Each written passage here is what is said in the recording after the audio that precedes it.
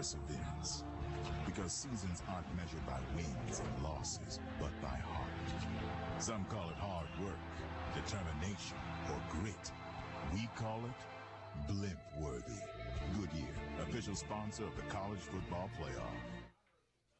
Campus Conversation, the podcast. I don't believe that Texas is back. They're just not. I think they're going to be. But the reality was they both played pretty awful in the first part of the game.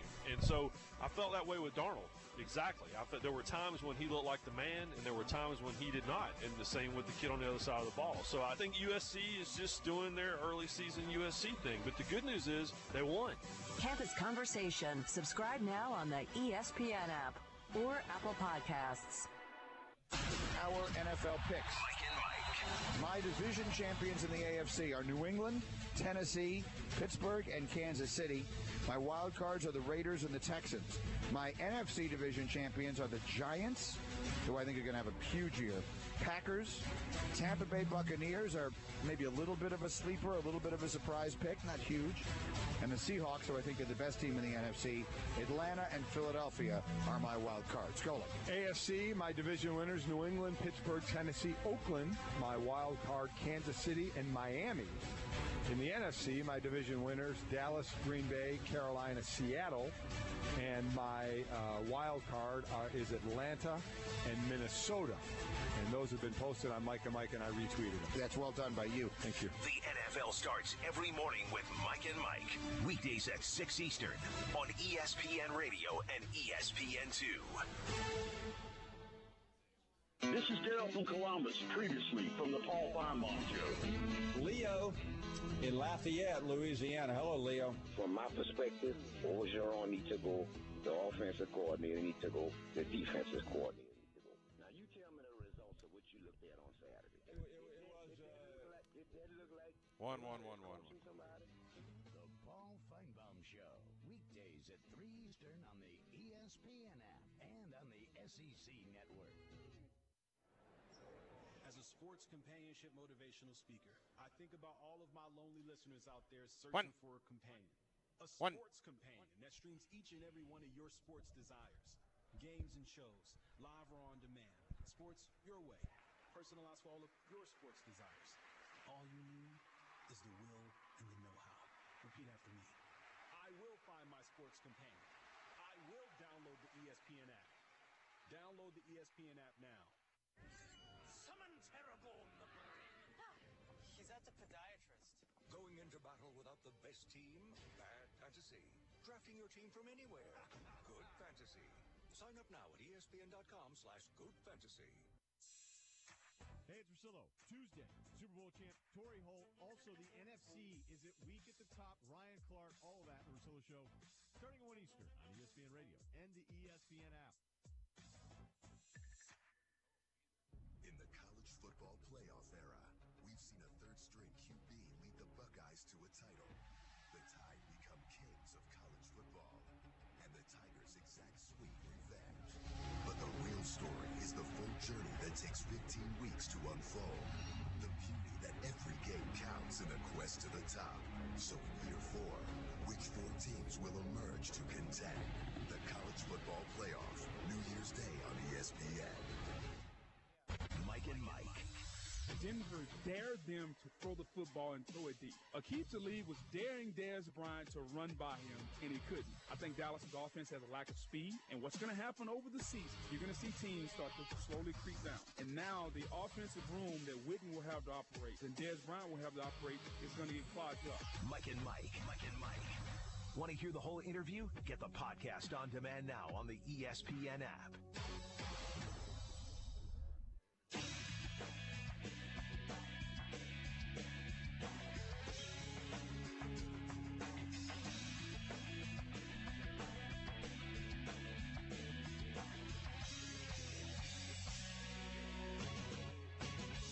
Don Le Batard. That guy's an idiot. He's not smart at life. He's not smart at books. He's not smart at people. He's not smart at interesting radio. He's not smart. But that person has listened to the show every day for the last 6 years. Should stop now. Stugats. I wonder, though, if it's on us. Not on us. We're great. Awesome. Best hour ever. Yes! It's been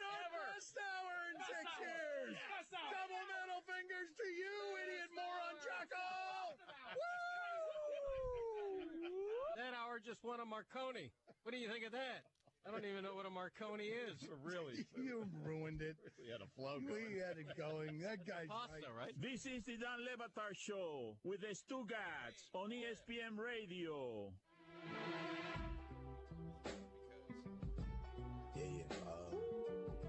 It is so funny working here.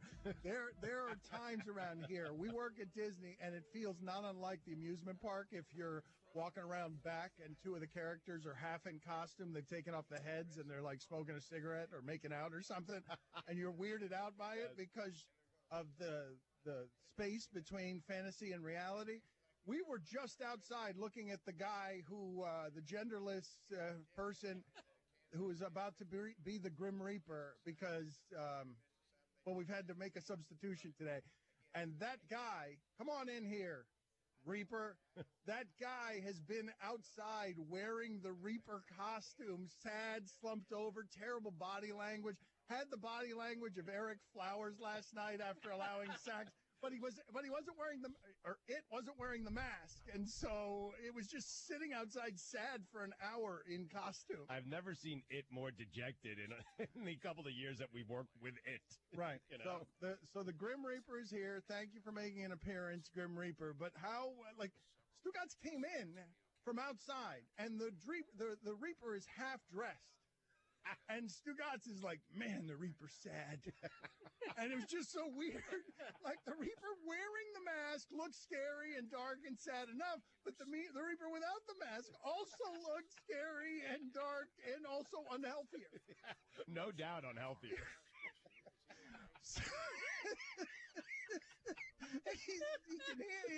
The Reaper can hear it. It's right in here. Okay, so here's what we do around here. It was the waiting, though. I mean, the Reaper just waiting. I think that's what made the Reaper sad. He's just in the costume. waiting game. Yeah. So go ahead and play the music here. We do it every week, and Cody didn't do it last week because he was still golden helmet of lifing from last season, where he got 3 consecutive weeks off. So the way this works is that Greg Cody reaches into the bucket of death provided by the meaty hands of the Grim Reaper. Real big hands. Got some ham hocks in there. Those are meat hooks on that Reaper. All right. So Greg Cody of the Miami Herald is looking inside. It's an all-black helmet. Oh, no. No, it's the double jab.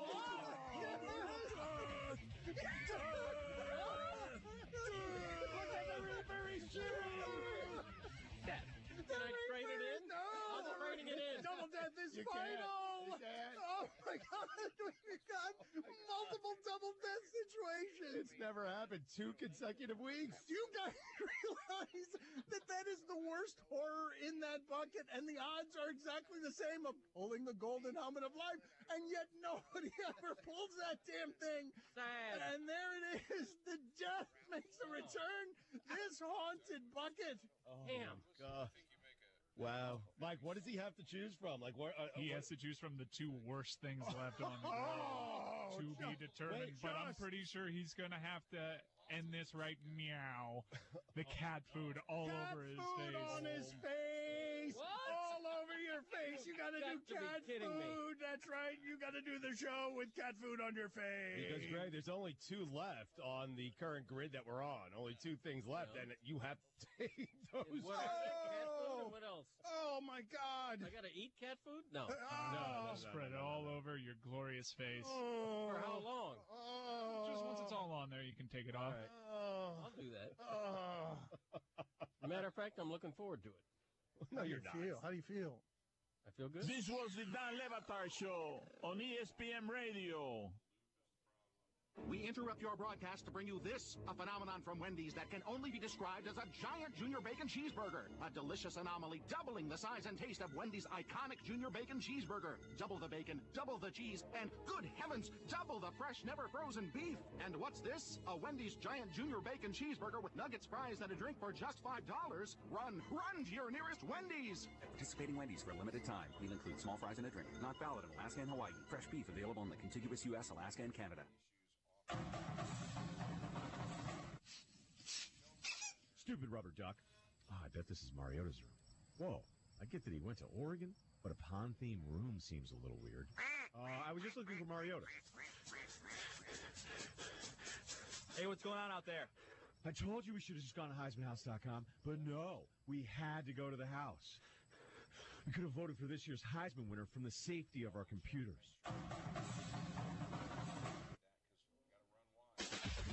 Mike and Mike.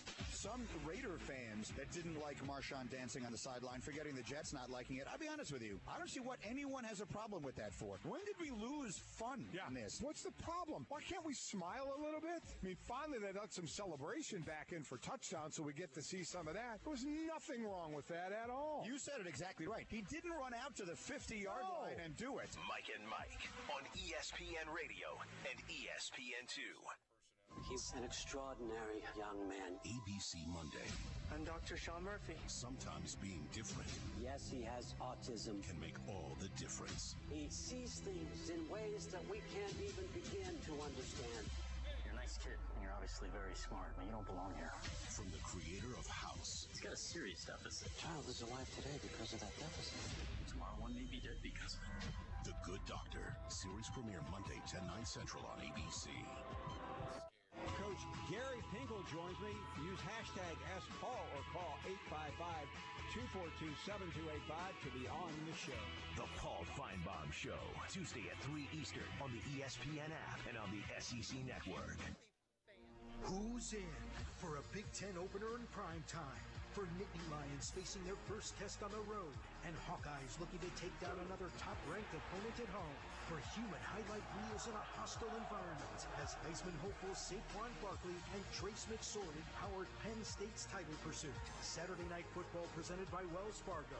Number 4 Penn State versus Iowa. Saturday at 7:30 Eastern, 4:30 Pacific on ABC, and streaming live on the ESPN app. Hey, it's Russillo. Tuesday, Super Bowl champ Torrey Holt. Also, the NFC is at week at the top. Ryan Clark, all of that in the Russillo Show.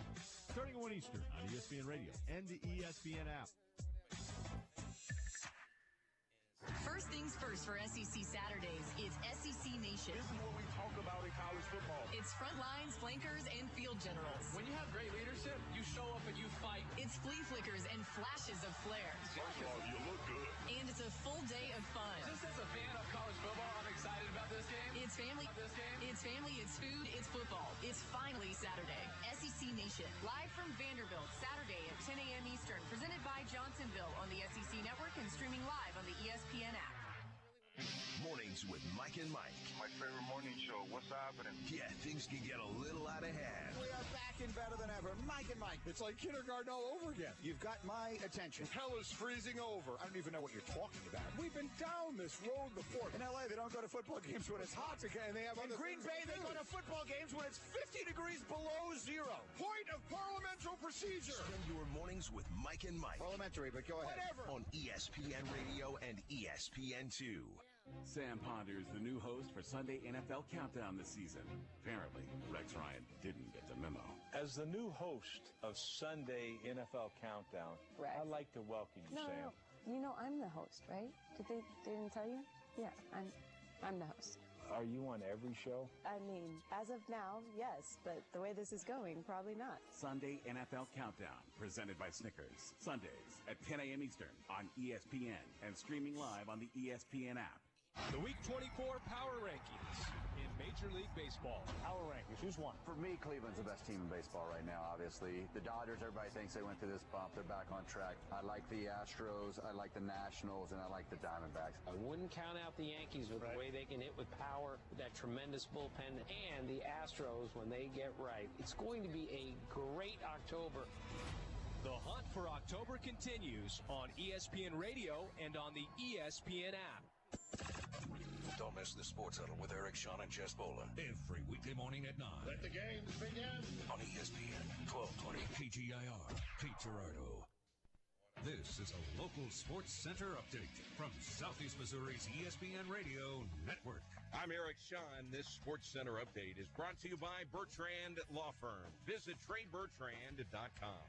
The Cardinals had the day off Monday to regroup after their tough weekend in Chicago. The Birds were swept in a 3-game series by the first-place Cubs, and they find themselves 6 games out in the NL Central with 13 left in the season. They're 4.5 back of Colorado in the wild card race. Cards open their final road trip of the season tonight with the first of 3 in Cincinnati. The Reds have been in last place in the NL Central for the last 99 days, but they're 9-7 against the Cardinals this season. In fact, St. Louis is 7 games under 500 against the NL Central, 28-35. Rookie right-hander Jack Flaherty will get the start tonight for the Birds. The Reds counter with righty Jackson Stevens. First pitch, 6:10. The SEMO football team will play its conference opener on the road at Eastern Illinois Saturday night at 6. Redhawks beat the Panthers last season in Cape. EIU, by the way, 1-2 after a loss to 14th-ranked Illinois State last week. The odds makers say Eastern is favored by a touchdown. Missouri football will host Auburn Saturday night. Kickoff will be at 6:30. Get SportsCenter updates every hour on Southeast Missouri's ESPN 92.9 FM and 1220 AM. When it comes to wings, everyone knows size does matter. And no one knows it better than Wings Etc. Grill and Pub. Wings Etc. has the biggest, meatiest, award-winning jumbo wings in town. If you love wings and a whole menu of great food and drink options and tons of flat screens tuned into sports, we've got you covered. And now, when you can't eat here, order online for pickup at togo.wingsetc.com. It's fast, easy, and convenient. Wings Etc. Grill and Pub. Good food, great times, and online ordering at togo.wingsetc.com. The Golf Etc. Golf Show is back. Every Wednesday morning at 9 in August and September, Golf Etc. and Eric Sean will be talking golf. Hear about the latest equipment, technology, and tips to help improve your game. Golf Etc. on Kingsway will host the show at their shop, so feel free to stop by and ask the guys a question. Take your game to the next level with the Golf Etc. Golf Show. Wednesday mornings at 9 through August and September on SEMO ESPN, SEMOESPN.com, and the SEMO ESPN app. Congratulations, Dillette Hall from Charleston. Dillette was crowned the 2017 Grace Reliant Heartland Idol at the SEMO District Fair. The 2017 Grace Reliant Heartland Idol was presented by Dryer Electric, along with Port Cape Girardeau, Benton Neighbor Days, and the Pulaski County Fair. Dillette won $1,000 in a recording session with the Brothers Walker from The Voice. Congratulations, Dillette Hall, the 2017 Grace Reliant Heartland Idol. If you're a business owner, believe me, I know what it's like to be in your shoes when it comes to advertising. Newspaper, radio, TV. This rep will tell you that. Another rep tells you this. What do you believe? Well, now there's a website you can check out that has information on local radio stations, how your advertising can get results, and how it compares. Read up when you get a chance. You may just find how to achieve that success you deserve. Visit SEMOadvertising.com to learn more. That's SEMOadvertising.com. If you're a business owner and are looking for the right way to advertise your business, consider the advice from another business that's had success. Hey, this is Doug Friese with Grassroots Motorcycles. Over the last few months, we've been advertising sales and service on River Radio, and we've seen a huge increase in our service department that will work on any type of brand or make of motorcycle. We've had several people call us and stop by to ask about the special we were running on BMW motorcycles that they heard the ad on River Radio. And I really appreciate J.D. Webster with River Radio communicating all the great marketing opportunities that radio has to offer for Grassroots. As the general manager of Grassroots, I highly recommend River Radio to get your brand out to the right audience to attract more customers to your business. Radio works. When you're ready to take your business to the next level, log on to SEMOadvertising.com. This is Cody Sandusky, the voice of Cape Central Tigers football, and a new season has arrived. 2016 saw the Tigers win their 4th consecutive Class 4 District 1 championship. Second-year head coach Harlan Pixley and his players look to repeat the feat and advance further in 2017. Join me for every snap, tackle, and touchdown of the Cape Central football season on SEMO ESPN 1220, SEMOESPN.com, and the SEMO ESPN radio app. Don't miss the Red Hawks Coaches Show this year at Wings Etc. in Cape and Jackson. The Red Hawks Coaches Show airs every Tuesday from noon to 1 on the SEMO ESPN network. at SEMOESPN.com and the SEMO ESPN app. You can also see a live video stream at SEMOESPN.com. Eric Shawn and Coach Tuke talk Red Hawks football, break down the games, and talk with the players. Stop in for lunch at Wings Etc. in Cape or Jackson and hear the Coaches Show all year long on the SEMO ESPN network.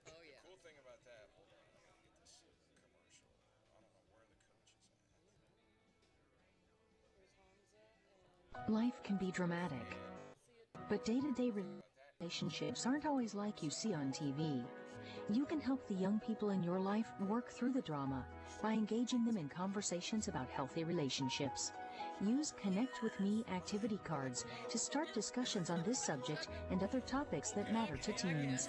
Visit health.mo.gov/connect to access these free cards and resources. A message from the Missouri Department of Health and Senior Services. Golf Etc. Golf Show is back. Every Wednesday morning at 9 in August and September, Golf Etc. and Eric Shawn will be talking golf. Hear about the latest equipment, technology, and tips to help improve your game. Golf Etc. on Kingsway will host the show at their shop, so feel free to stop by and ask the guys a question. Take your game to the next level with the Golf Etc. Golf Show. Wednesday mornings at 9 through August and September on SEMO ESPN, SEMOESPN.com, and the SEMO ESPN app. And now, your ESPN Radio Network local weather forecast. Brief downpours are going to continue to plague the forecast here through the rest of the week with just a small chance of rain each day right on through Thursday. Partly cloudy today with an afternoon shower, 88. Fair skies tonight, low 67. Sunshine with a pop-up shower tomorrow, 91. More of the same on Thursday, 92. We're Trina Letting of the Weather Channel. You're up to date with the latest weather forecast right here on the ESPN Radio Network.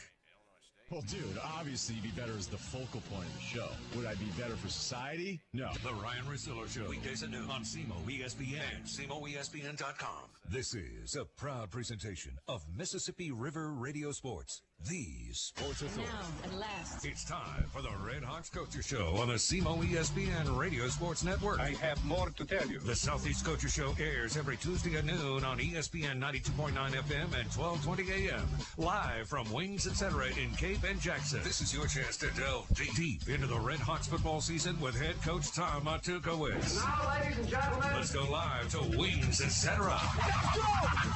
Right here on SEMO ESPN.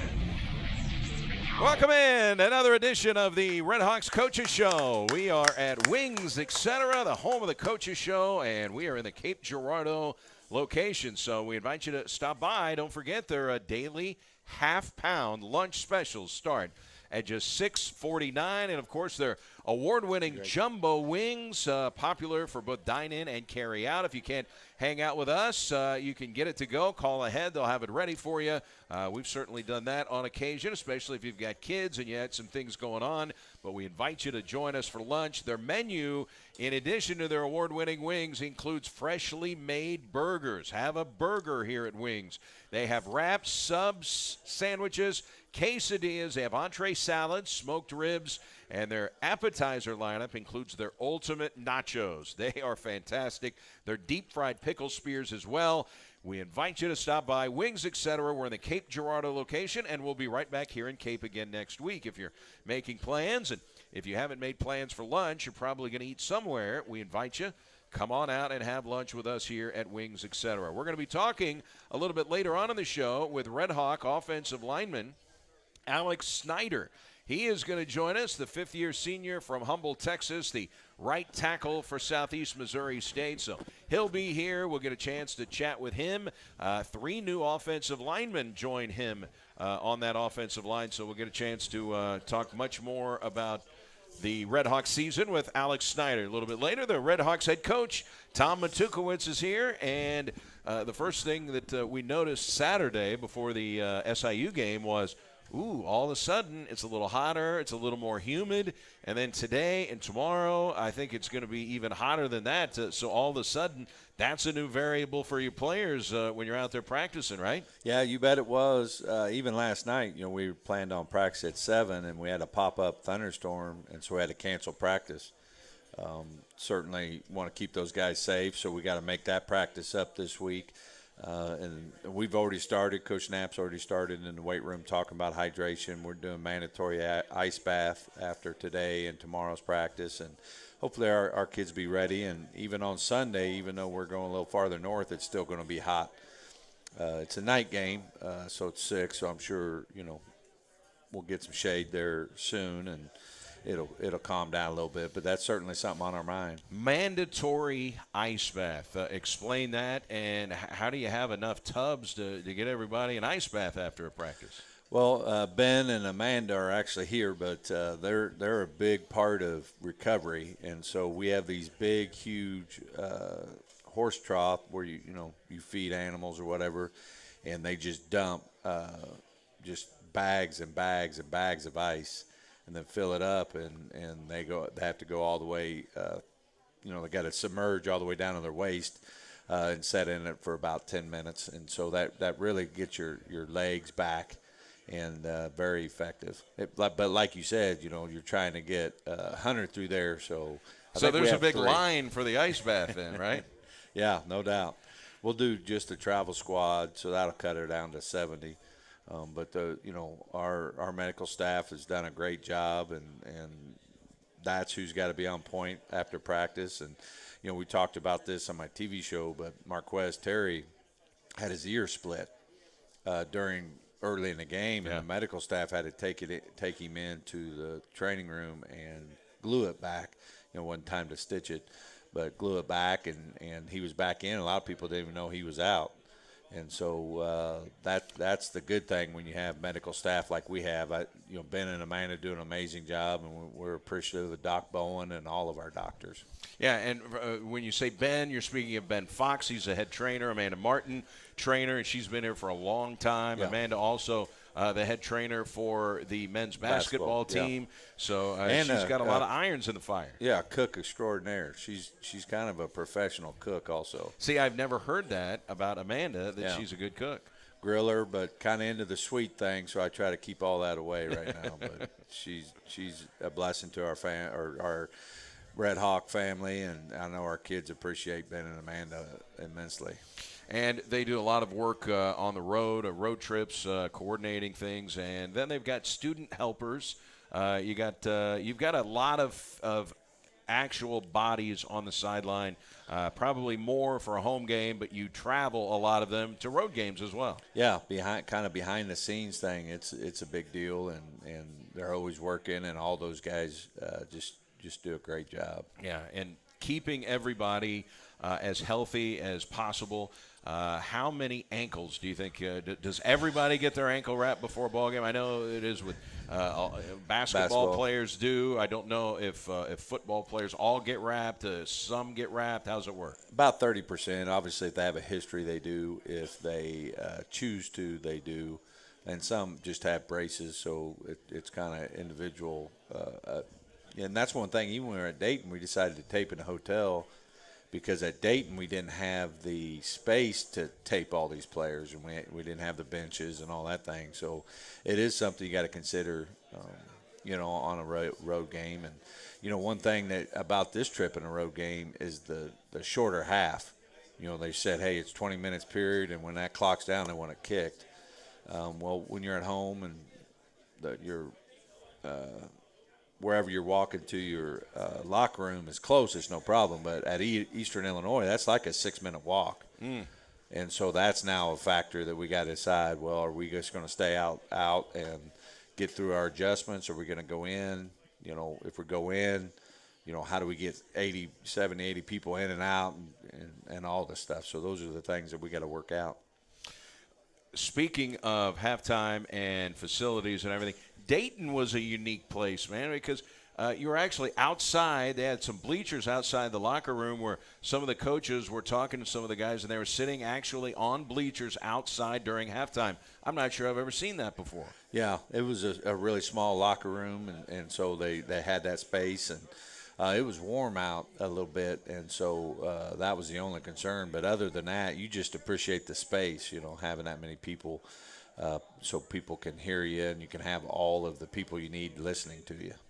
So it'll be Eastern Illinois, and that is going to be a 6 o'clock kickoff. Oftentimes it's an afternoon game when we go to EIU, so we haven't played at night at Eastern Illinois very often. It's odd that it's not an afternoon game, but that's the way the schedule works. And I remember the last time that the Redhawks won there at O'Brien Stadium, and that was the year they won the OVC championship. That was Jimmy Garoppolo's freshman year, and I believe the Redhawks picked him off 3 times. You could tell, though, just his mannerisms, the way that he threw the ball, you could see his arm. You could tell he was going to be a good quarterback. He just wasn't good enough to beat that Redhawk team. That was a really good team. So that's the last time the Redhawks won at EIU. That's one thing to keep in mind. Some people may not understand how many championships Eastern Illinois has won.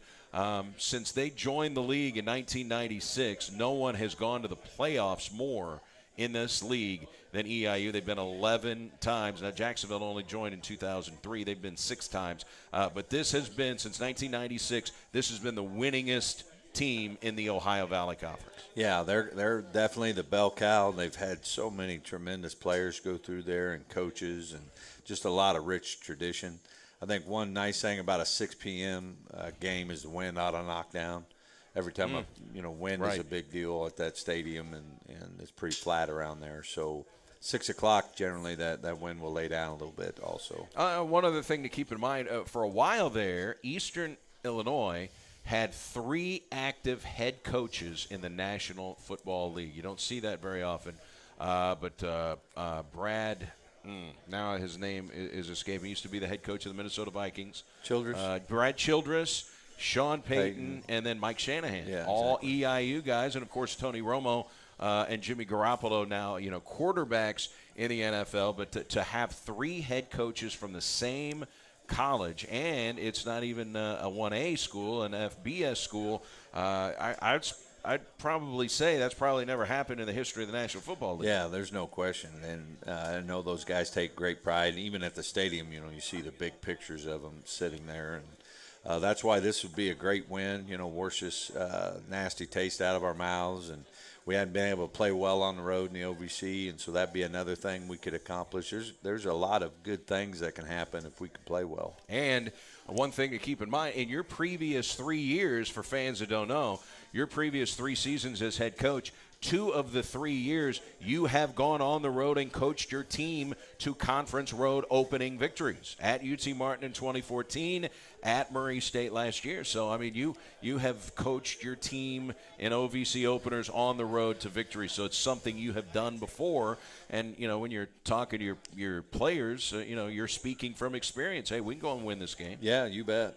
I think the message from soon as the game ended to Monday and then my team meeting at 2:30 is believe and get better.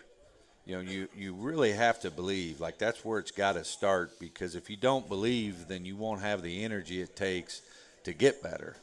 And right now, it's even with our fans, even with my wife, it's almost like faith, belief without evidence. Like, I understand what you see. When I watched the film, my eyes bled just like you guys. It was just really, really hard to watch. And so we understand that. We're going to get to work on it. But you still got to believe. I believe, they believe, I believe in our team, and let's go. And then now let's get better. The first step of getting better is we got to listen to the truth, hear the truth, and tell the truth, like where we're at, what is causing the issues, and then we got to go and we got to eliminate that. The 2 things are penalties and turnovers. So we had 150-yard penalties. I talked to the head of the OVC and spent a lot of time on it. We had 5 that were just flat old, just stupid penalties, and so they just really stopped any momentum we had. As soon as we got going a little bit, they popped up again and kind of took us back. But the 4 turnovers were pretty bad. One of them SIU just made a great play on, but really the other 3 were things that we could control. And so if we can, penalties are things we could control. So that has nothing to do with EIU, and so can we get those to half? I mean, you're not going to go all of a sudden. These are hard to do, and no kid's going out there trying to make a penalty. Like, no one does that. But they also have to build the skill and the confidence to be in pass coverage and not pass interference with the receiver because they have confidence at reception point. They don't panic, and so that's what this week's all about. And so we've identified that on offense and defense. Our one big thing, defense, is deep balls. I mean, we have to get better there. I think offense is protection. And that's from the coordinator to the O-line to the backs and to Jesse. Everybody's got to get better with protection. Simplify it, make sure kids understand. We got 3 of 5 new players there, but a lot of the breakdowns came down from a protection issue. Jesse was scrambling a lot, and so we got to fix that. And I think if we do, we'll do a lot better job of scoring points. A lot of times, that's my message when I was talking to the team Monday morning was, no matter how bad something is, you can always make it worse.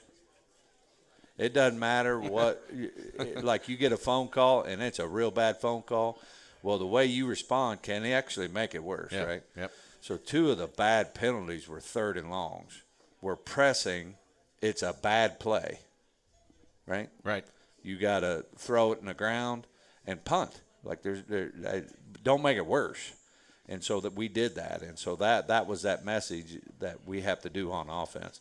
I thought our kicking game, other than the muff punt, was solid. It wasn't like what I want and what I think we can accomplish. But there was decent markers. I think our punt team improved. Kickoff return got out a little bit. We had decent field position there. And so I feel like, we get the punt returner shored up and we continue to progress in our special teams, then I think we'll be back to what you're used to seeing where the Red Hawks do a great job on special teams. And this is a Eastern Illinois team that has made some teams on special teams. They blocked a couple of field goals. They blocked the punt for a touchdown last week. I mean, they've got good special teams. Yeah, they've always had great returners and specialists and stuff like that. And so we got a challenge for us there. I know they are breaking in a freshman kicker, and so they've had some issues there. But you're right, their punt block unit and punt return unit's been. They used 2 different kickers on Saturday because the first guy missed PAT, and then the next guy, they run another guy in there and he kicked it. So I think maybe as far as field goals and PATs, there's a little bit in flux. Their punter is pretty good, though. I mean, he was one of the better punters in the league last year. Yep. And then kickoff-wise, we should be able to do a nice job there. I think, he's every one of his kicks have been in play, so not a lot deep. And so we should get some opportunities there. Hopefully we're not doing it much, but when we do, and Cam was injured most of the week, so we didn't actually know if he was going to be able to go. So that was good that he was able to fight through that pain and that injury and end up, getting off a little bit. That's Cam Sanders, the Red Hawks All-American kick returner who led the OVC in kick return yardage last year. And we'll talk a lot more about Eastern Illinois. Let's recap what happened with SIU. First of all, just looking at the 2 conferences, if you just talk conference, for those who may not follow college football very closely at the FCS level, when you're talking the best football conference in the nation, it is unquestionably, I mean, would you agree it's not even debatable, it's the Missouri Valley Football Conference? Absolutely. I mean, there's no doubt. Their history proves it, with the national championships and the success that those teams have had in the playoffs. And then national rankings every week. I mean, it's 4 and 5 teams. Is there 7 in it? Yeah, I think so. 7 nationally ranked teams in that conference. So that's who everybody's chasing. I feel like the OVC's better this year. I agree. There's been so far. If you just look at games. Scores, you're saying, hey, I think they are. I haven't got to see anybody but EIU on film, but it certainly feels like the league may be a little more or a little better, and so that's certainly good as a conference also. Well, is it also fair to say that there are very few OVC teams that would be favored in a matchup with the Missouri Valley Football Conference? I'm not saying that Jacksonville wouldn't be favored against some, or maybe UT Martin might be favored against maybe an Indiana State or something like that. But for the most part, when the OVC matches the Missouri Valley Football Conference, very rarely is an OVC school going to be favored. Yeah, and that's where it's at, and that's what we got to change. A lot of those schools, from scholarships and facilities and all those things are why they're able to recruit like they recruit and have the kind of success that they have. And so since I've joined the OVC, though, it feels like the conference as a whole is stepping up. Instant replay is a great example of our commitment to try to improve as a conference, and the Valley had that for 3 years before we had it. But it feels like, there's just a sense of, hey, I think even with Jacksonville State's run, like there's just a new sense of, hey, let's make football a priority in the OVC. Like it. And I know football fans certainly like it. We want to get Coach's thoughts on replay because for those who did not know, Houck Field was built and opened in 1930. On Saturday against SIU, it's the first time ever instant replay has ever been used in that old facility that was opened in 1930. So we'll get Coach Tuk's thoughts on the instant replay a little bit later on in the show. Don't forget, we've got Alex Snyder, Red Hawks right tackle. He'll be joining us. Final score of the game, SIU 35, Southeast 17. You had more first downs than they did, Coach. In terms of total yardage, they only had 23 more total yards than you in the football game. You held them to 305 yards. There are a lot of numbers that look pretty good in this matchup. You had to feel good at least about the total yards. I know the points, you would like to keep anybody under 20 if that's possible. But your overall thoughts when you look back at how you competed with SIU. Well, we did. I mean, we ran good plays. We were able to hold. I think one of the best stats is it was 2.4 or 5 per rush. I'm not sure what it is there, but it was in the twos, and that's really, really good. Kansas had trouble running against you. SIU had trouble running against you. So that's good. It was the same thing on defense. We got to be able to play the deep ball better and not PI and be able to come down with those plays because those guys have great ball skills.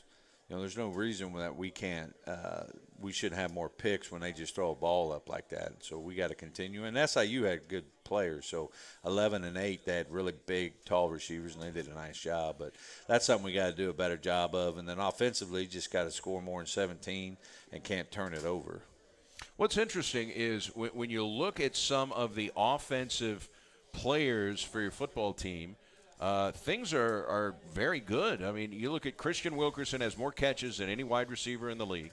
And Trayvon Billington is top 5 in the league in receiving yardage. So your top 2 wide receivers are showing they're among the elite in the league. Jesse Hoskett, I believe, is 3rd in the league in passing yardage. And then Marquez Terry is 3rd in the entire conference in rushing yards. So, I mean, those are all positive offensive things. It just hasn't really translated probably to what you want to see, which is, point totals over 30. Yeah, so that's really the frustration of what we got. Why we have a talent level we feel like we're at, but what we're producing is not there. And so, I think it starts with coaching. We got to look in the mirror, like why is that happening, and how do we get that better? I'm changing practice. I feel like we got to do a better job of getting our players more reps. So I'm going to more of a true 1A model where everything gets done through our scout team, not a lot of good on good just because we need more reps. Typical practice, Jesse would probably get 50 reps at what he's doing. I'm going to try to get him 75 in the rest of the offense and defense and stuff. And so hopefully over a course of a week, let's say we got 100 more plays, well, hopefully that translates into being better. Like, how do you get better at something? You got to practice. Over and over and over and over. And the message is the difference is some people shoot a free throw until they make it, right? But what you should do is you shoot it until you can't miss it. And so it's just an execution thing. And the talent levels there, I believe in our staff, it's just we aren't getting the results. So we got to look at everything we're doing. That's one thing we're really trying. And I think the 3-0 lineman that's new on offense, that has something to do with it. But I think, or certainly hope that when we finish this week, we're going to feel like, hey, we have gotten better. We have changed some things. We have turned a corner a little bit, and then we can build on that momentum. You've been involved in college football a long time, and the coaching family usually stays pretty tight.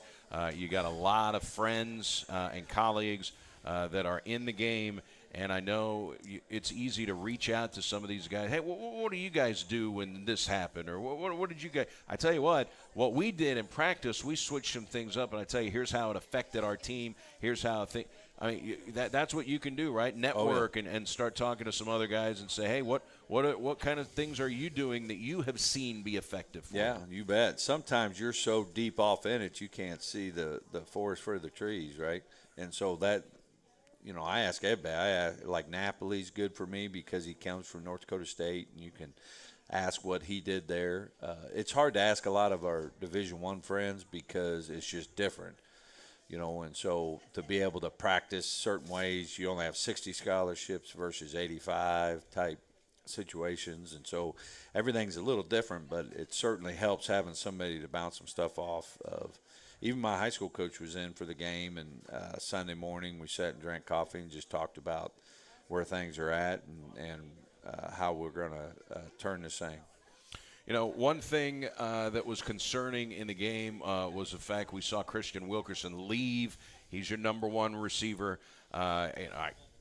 We can't diagnose anything from the press box, obviously. It looked like he got dinged, maybe concussion protocol. I don't know. But it looked like maybe he was trying to blow out some cobwebs there. Maybe he got his bell rung. What can you tell us about Christian and maybe with his availability this week? Well, it's a concern because also Trayvon Billington didn't finish the game too. So we got two of our top receivers.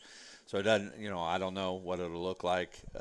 We just got to put our focus into the next ones, and I know Ben and Amanda are doing everything they can to get them back on the field, and I know they both want to, but we can't tell fortune. Like, we don't know what that future looks like. So at this point, both of those guys, your top two guys, are questionable for the game. Yep. All right.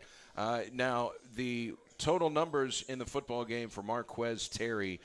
90 yards rushing for a second straight week. He crosses the goal line, so it's his second straight game with a touchdown. How do you like the way that Marquez Terry is fitting in, and are you seeing him start to learn his offensive line a little bit here? Yeah, you bet. I mean, he had a great game. I think he had a couple protection issues that we got to get straightened out. He was a newcomer. Like, there's one thing to just grabbing the ball and taking off, right? But there's another thing, understanding where I fit in the protections and stuff like that.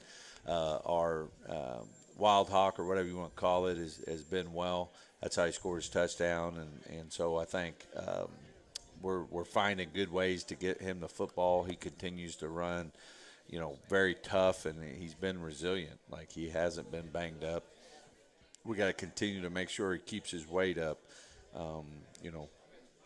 because we run him hard and it's hot, and he doesn't like to eat a lot of food, and so we. So how big of a challenge is that? What do you do for a guy who, yes, you have to run to stay in shape, you got to get your cardio to stay in shape, but at the same time, you're burning calories, and a guy that he just may not be hungry on a certain day. Coach Knapp makes him a snack, and he eats breakfast over in our Success Center, and then he's got a sack full of snacks that he's got to eat all throughout the day. And so you got to push the calories, So that's it. He's walking around with food all day. Yeah, and even though you don't feel like eating, you have to. Yeah. All right. I wish I was like that. I haven't felt like that in a while. In fact, everything I've ate since SIU tastes like crap. It can be a little demoralizing being around all these young people with the metabolisms of a ferret.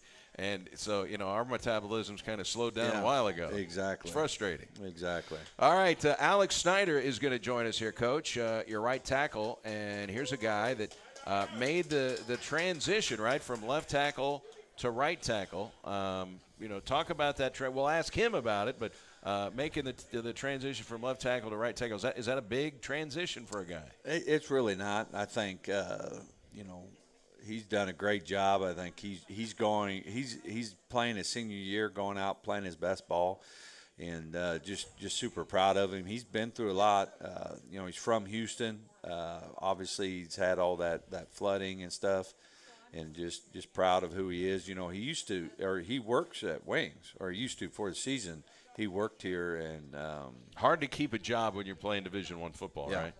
But he did a great job, and you know, he never spilled anything on me anyway. So great guy. He's going to have great success, and just really happy that he's playing well, and you know, from a year ago, he's a much better football player. And he is from the Houston area. I mean, I know the hurricane really did a lot of damage down there. He's from Humble, Texas, and so we'll certainly ask him about that. But I'm sure that's had to have been on his mind here. Yeah, it's just heart-wrenching what Texas and Houston, that area has had to go through, and now Florida. And so sometimes it's easy to get caught in your own little pity party about being 0-3, and then when you hear and see other things, you know, it's pretty easy to get out of it and, you know, put your big boy pants on and go to work, because at the end of the day, you're really blessed and you know, have a great opportunity here.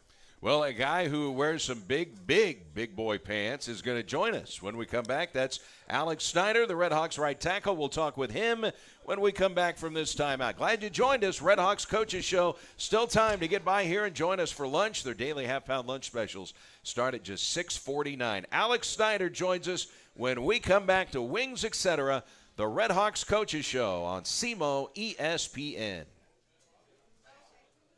Expected surprise performance, that big play from a rookie or free agent. And that's what's great about Wings Etc. Grill and Pub. You know about our wings, but the surprise is all of our etc. Sandwiches, wraps, quesadillas, salads, subs, seafood, amazing appetizers, and awesome daily specials. Sure, you love our award-winning wings, but don't forget our etc. And now, when you can't eat, drink, and watch here, order online for pickup at togo.wingsetc.com. Wings Etc. Grill and Pub. Good food, great times.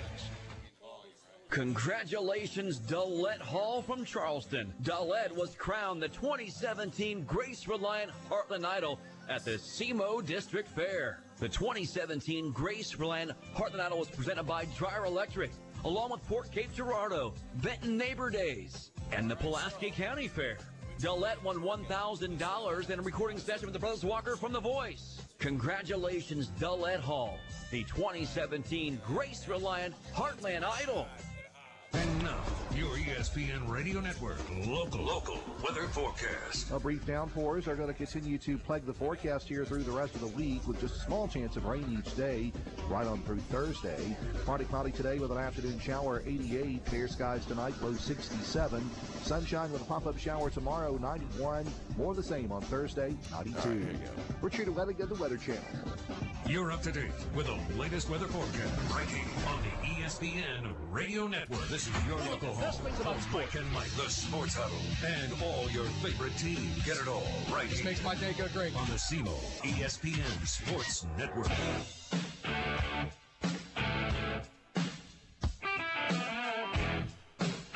It's the Red Hawks Coaches Show, live from Wings Etc. in Cape Girardeau, and we will be here again next week in the Cape Girardeau location, back in Jackson in a couple of weeks. So this will be a 2-week run here at the Wings in Cape. If you're not familiar with Wings Etc., if you know where Steak and Shake is, right in front of the mall in Cape, the mall is certainly a place that most people know about. Well, we're in the same parking lot as Steak and Shake. Wings Etc., where their daily half-pound lunch specials start at just $6.49. They've got food and drink specials throughout the week, and that includes their 59-cent wings, and that is their award-winning wings every Monday.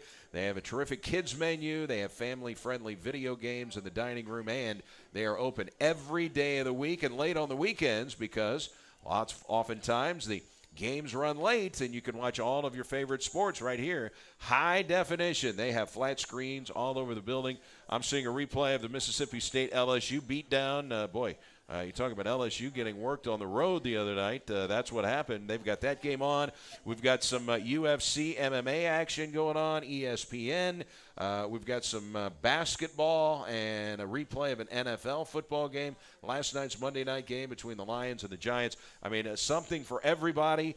If you want to watch the Cardinals and the Reds tonight, big game for the St. Louis Cardinals, 6:10 first pitch. You can watch it in high def right here at Wings, Etc. Let's welcome in the right tackle for the Red Hawks. And when Alex Snyder is in the house, he takes up a lot of room. He is a big guy, at least on the roster.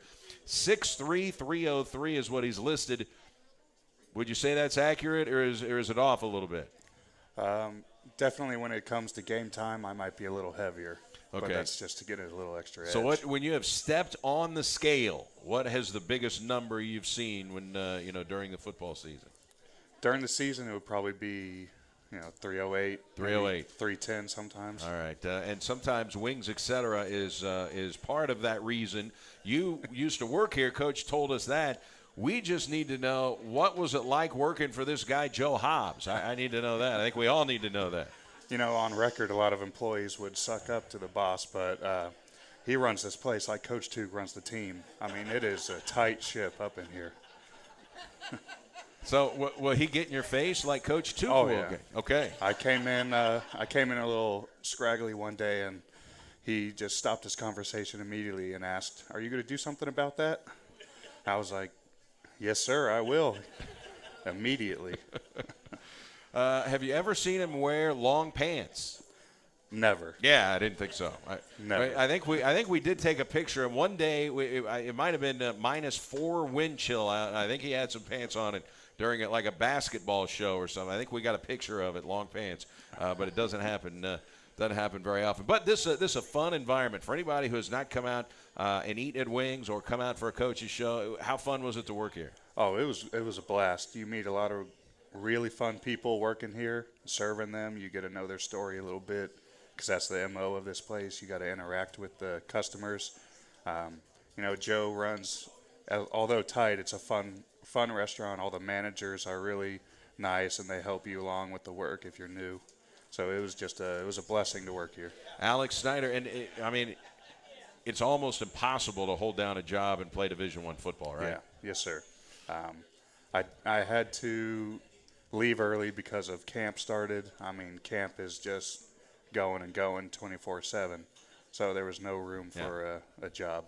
So, oftentimes fans may not recognize an offensive lineman. You're always got your helmet on, so your face isn't exposed very often. Right. How often were you serving somebody or just interacting with maybe some clientele, and they say, "Man, you're a big dude. You ever play any football?"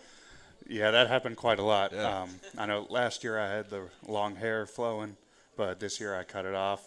But with the helmet on, no one notices that. They just notice the size. So when I would walk up to the table, it would catch some people off guard. Well, Coach Tuke seems like he's all right if you got the long hair, man. As long as you play well, it seems like he's not one of those guys you have to have a short haircut, right? Oh, you got to play good to look good, and thankfully, if you play well, he doesn't care what you look like. Now, who was happiest that you got your hair cut off? It had to be Mom, right? My mom actually liked the long hair. Oh, she liked the long hair. Okay. I would say. Dad? No, my dad liked it too. He liked it too. All right. It was probably a tie between my position coach, Coach Blake, and my girlfriend. Okay. She didn't like the long hair. She said she didn't care, but once I cut it off, she told me she was relieved. Boy, I'm so happy you cut your hair. That was good. All right, what is it like now for you? All of a sudden, you're breaking in 3 new guys on the offensive line, including the guy who's right next to you, and it's kind of rotated between Junior Pierre and Giovanni Negron. Then you've got Lucas Orchard at center, Kyle Thies, the left guard. These are all new guys. Now, Giovanni has certainly been here, but these are new starters on the offensive line. How much of a transition is that to plug in new guys? Maybe is it more so important to develop chemistry in an offensive line than say, maybe any other position? I would definitely say yes. To play on the offensive line, it has to be a really tight brotherhood. I mean, because you're battling every play. You're in the trenches, and you have to know that the guy next to you is going to be there for you. He's going to do his job, and he's trusting you to do your job as well. So right off the bat, you have to build that chemistry to really connect and play well together. What's the key in building chemistry like that? I would think part of it is just rep after rep after rep, right? Yes, sir. Getting reps with each other, that definitely helps build the chemistry, because then with Junior, I make some calls differently than I do with Giovanni. And sometimes I won't make a call because during the play it's kind of hard. You're in the moment, you don't really think, and it's nice to know, like, with a change of pressure, then he can get off to the linebacker while I stay on the defensive tackle. So during practice, it's nice to get those reps because you get the feel for each other. How big of a transition was it for you to go from one tackle spot, left tackle, to the right tackle spot? How big of a transition was that? To me personally, it wasn't that big of a transition. I played right and left in high school. I came in left tackle sophomore year for starting for SEMO. So I felt a little bit more comfortable, maybe pass setting on the left, but it's not really a big change. You just played in your 28th collegiate football game on Saturday against SIU. Does it seem like you're closing in on 30 college football games? I can't believe it. I mean, I tell all my teammates I feel old, but it's surreal because I just can't believe I'm almost done. Humble, Texas. Now, how close is that to Houston? And how about family down there when Hurricane Harvey hit? How is everybody? And tell us about how stressful that probably was for you. So Humble is about 30 minutes north of Houston. It's in the Kingwood area. Okay. I have my mom and dad live in Humble, and I have an aunt and uncle that live in the Katy area, which is outside of Houston as well. Luckily, we were blessed, my mom and dad, to not get any flooding. Good. It was about a bubble on the left, like the street to the left and street to the right of them, where they just got heavy rain, no flooding and damage, but they couldn't leave the neighborhood because Kingwood and Humble were just flooded. Really? So they had to stay in for about a week and a half. Now, I'm sure they had heard the warnings ahead of time. Had they gone out and gotten extra food and supplies just in case? Well, now that my brother and I don't live at home, they don't eat that much. But they'd have been in trouble if you guys were there then. Oh, it would have been a disaster in all itself. But it's not our first hurricane. We had Katrina, Ike, and Rita. So my parents know how to prepare well for that. They just stocked up on water. Luckily, we didn't lose any power. Good. So they had power the whole time, and they were able just to stay safe, thankfully. So tell us, you're naming the names of these hurricanes. What's it like to go through something like that? It's definitely scary as a little kid. You hear these 90 to 100 mile per hour winds just blasting your windows in your house. I mean, it gets scary, the lightning. In the Humble and Kingwood area, sometimes tornadoes happen. Okay. Based off the hurricanes, so that's a new scare that I wasn't accustomed to as a kid. But it can be really frightening. But with parents that have lived through multiple ones like that, they kind of keep you cool.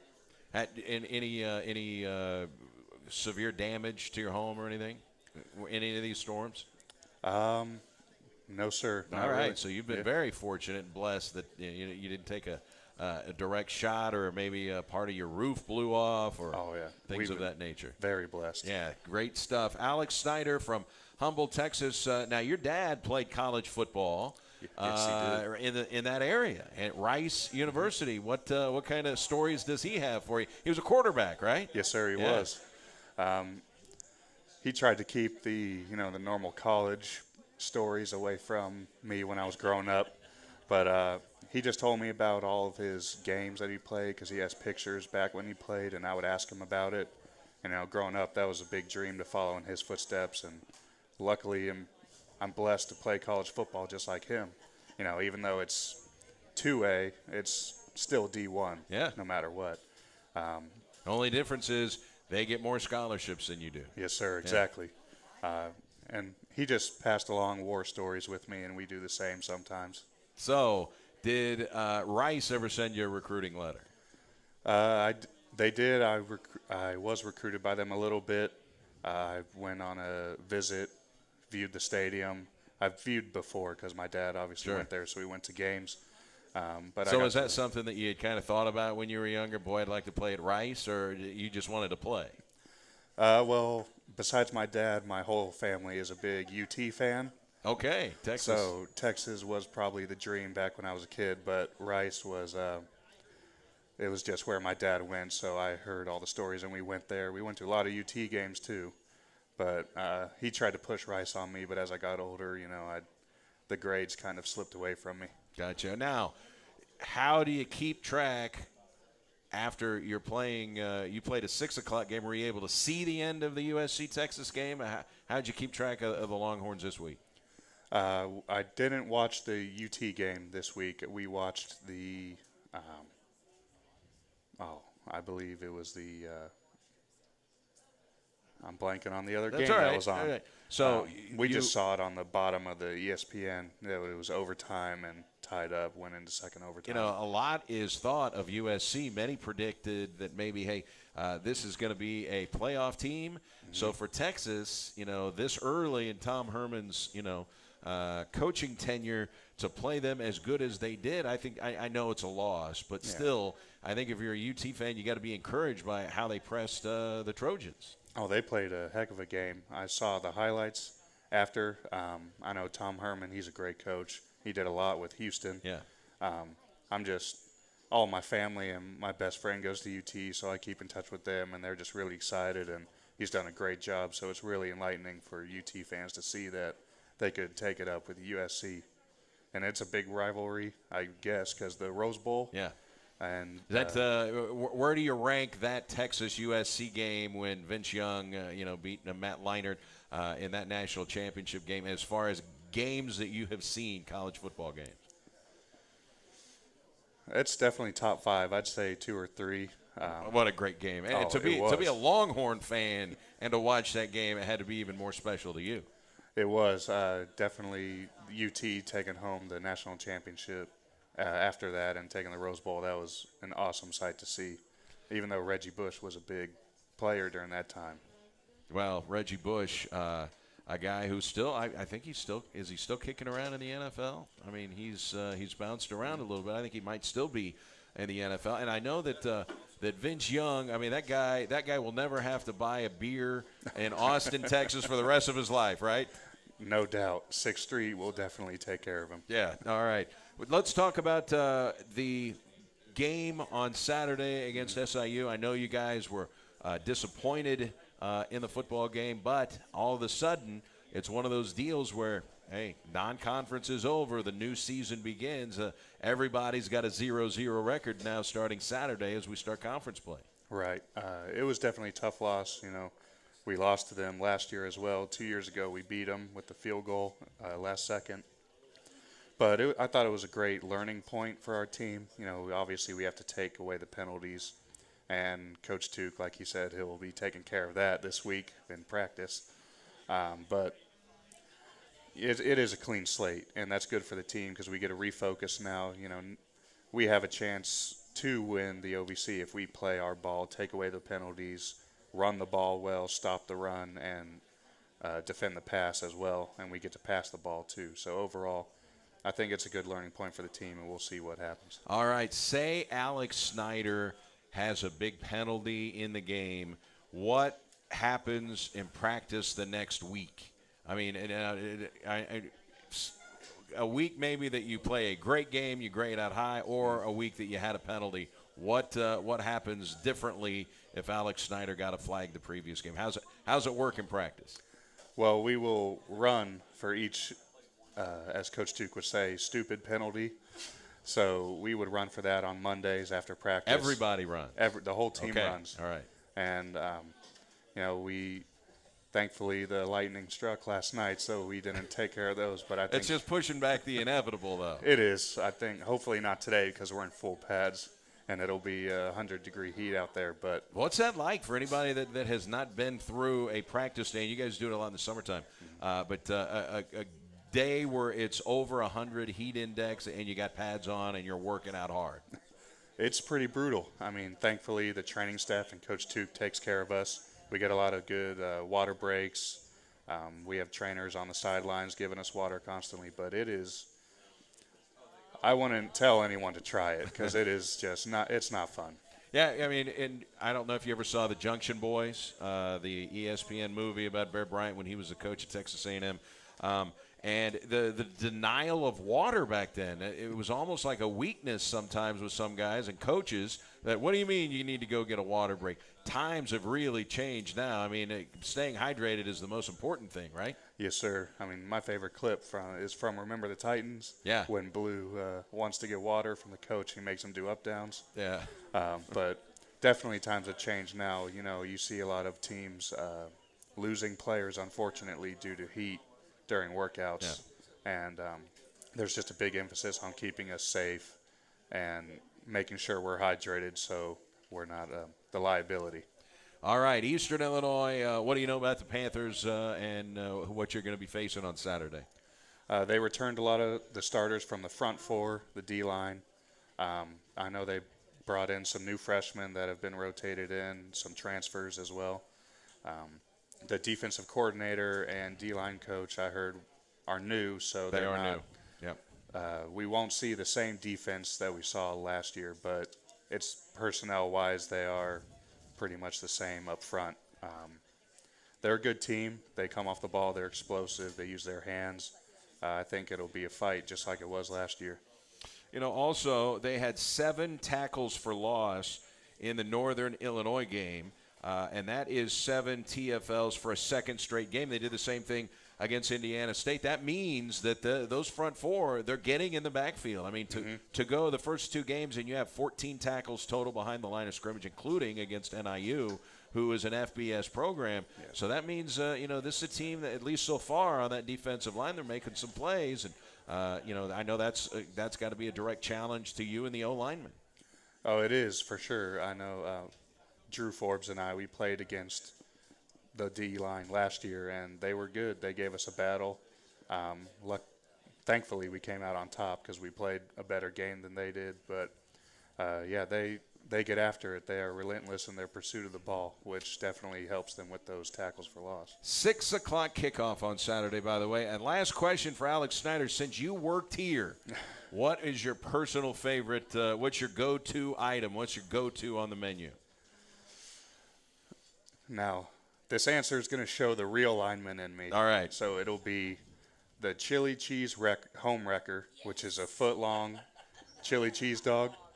But what most people don't know is you can get it specially ordered to be ripped, which means they deep fry it instead of grilling it. I'm getting hungry just talking about it. But everyone knows that you can get it ripped now because of this. Yeah. All right. Chili and cheese, some onions on there, and then Cajun tots on the side. That's the go-to. Somebody get this guy a home wrecker, please. We need to get him. Alex, thanks so much for your time. We appreciate it. Best of luck to the rest of the year. Thank you very much. All right, that's Alex Snyder, Red Hawks right tackle. We'll take one final timeout here at the Coaches Show. Back to talk a little Eastern Illinois University with Coach Tuke after this from Wings, Etc. in Cape. Business owner, believe me, I know what it's like to be in your shoes when it comes to advertising. Newspaper, radio, TV. This rep will tell you that. Another rep tells you this. What do you believe? Well, now there's a website you can check out that has information on local radio stations, how your advertising can get results, and how it compares. Read up when you get a chance. You may just find how to achieve that success you deserve. Visit SEMOadvertising.com to learn more. That's SEMOadvertising.com.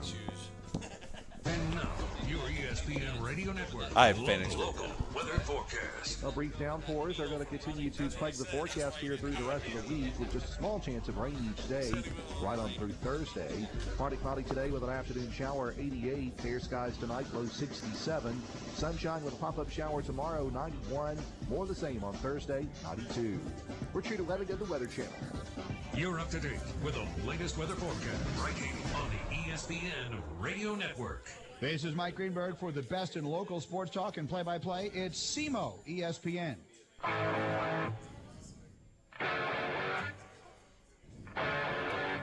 Final segment here with Coach Tom Atukowicz. It is the Red Hawks Coaches Show. We're at Wings, Etc. in Cape, and we hope you'll make plans. Join us again next week. We'll be right here at the Cape location at 12 noon next Tuesday, and that will be after the Red Hawks game at Eastern Illinois. An Eastern Illinois team that so far is 1-2. They won with a touchdown with 3 seconds to go in the game at Indiana State Week 1.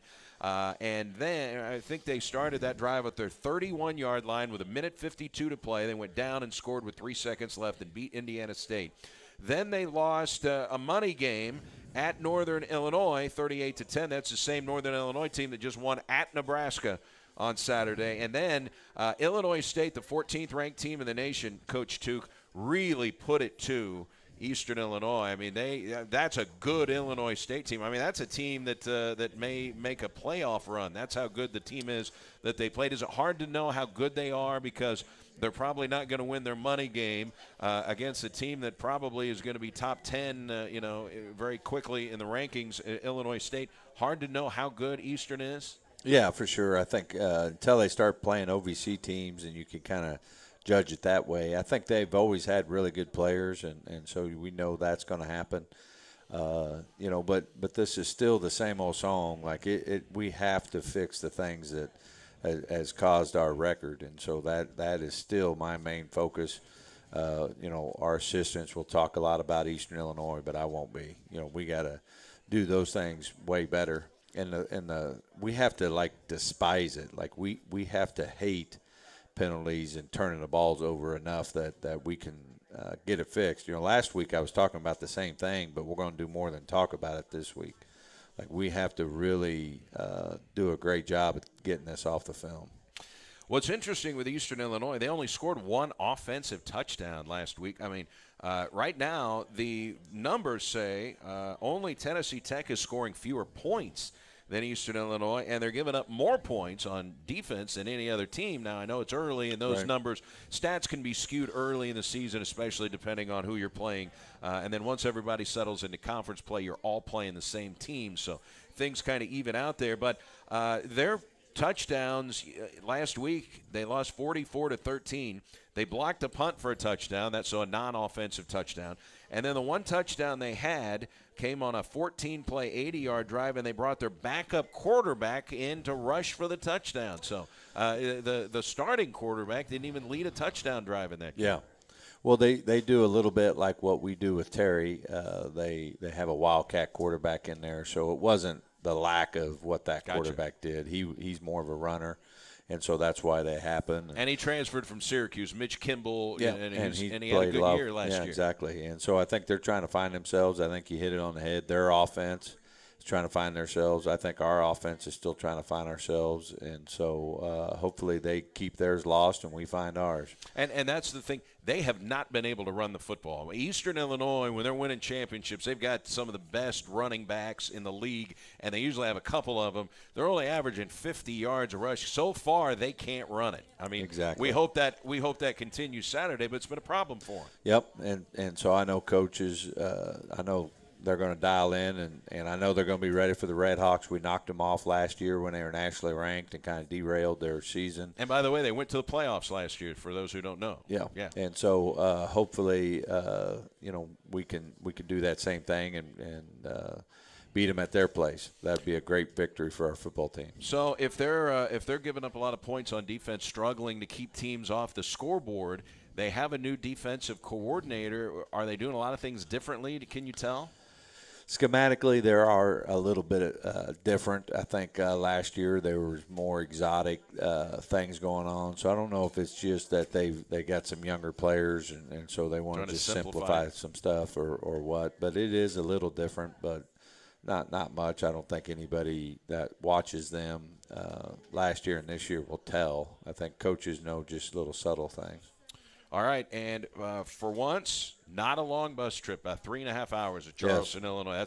That's not a bad trip at all. Yeah, and we get to stay here Friday morning. We're going to leave in the afternoon, and you almost gain a half a day in your prep, and players gain a half a day. They're able to go to classes up until noon, and so even though it's a road trip, I appreciate that we don't have to leave at 6 or 7 in the morning because it's a 6.5 hour trip. Yeah, like we have for the Kansas and Dayton game. All right, Coach, it'll be 6 o'clock Saturday night. We'll see you up in Charleston. Thanks so much for your time. Sounds great. All right, that's Coach Tuke.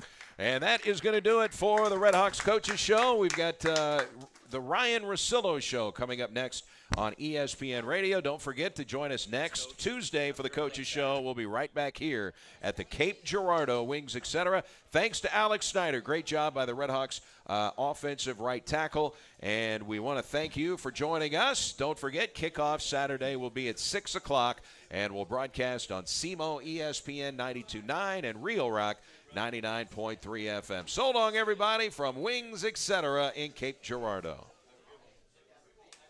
ESPN Radio Sports Network, 92.9 KLSC Halden, 1220 KG.